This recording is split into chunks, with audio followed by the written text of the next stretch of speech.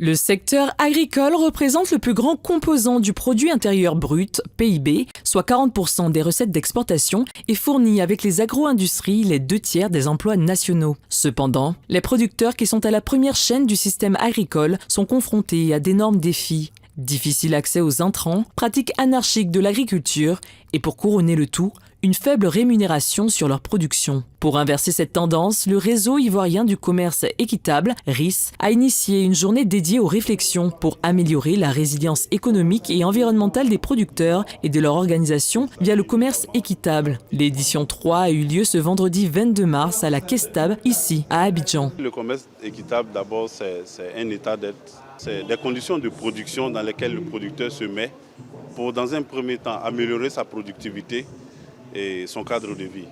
Au-delà de ces efforts qu'il fournit, sa production est vendue et accompagnée d'une prime. Et avec cette prime, le producteur a la possibilité de réinvestir dans sa production, pour ne pas dire dans sa plantation, pour toujours améliorer son rendement. Et par derrière aussi améliorer dans son cadre social. Vous verrez des coopératives créer des écoles qui sont commerce équitable, créer des écoles, créer des centres de santé. C'est dans le cadre du commerce équitable qu'ils le font.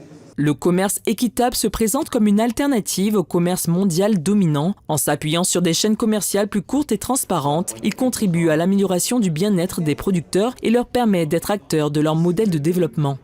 L'adoption du commerce équitable va créer la consommation locale. Et la consommation locale, aujourd'hui, les producteurs se plaignent, on n'arrive pas à vendre, on ne vend pas en quantité.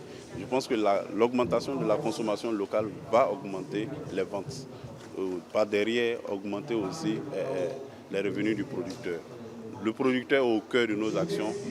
Nous sommes le porte-voix des producteurs. Nous apportons la voix du producteur là où il faut. Et c'est ça aussi le commerce équitable.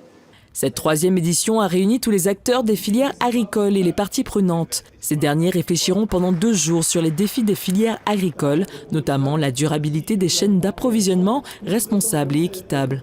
Le défi de la production durable est une vision transcrite dans le programme national d'investissement agricole de 2e génération, PNIA 2, et qui se réalise grâce à l'appui et l'accompagnement de nos partenaires techniques et financiers, notamment le réseau ivoirien du commerce équitable. En effet, le commerce équitable se présente comme une alternative au commerce mondial dominant. D'une seule organisation en 2004, le commerce équitable compte aujourd'hui 265 organisations de producteurs avec 300 000 producteurs. L'ambition est de lutter davantage pour un meilleur revenu en faveur des producteurs agricoles.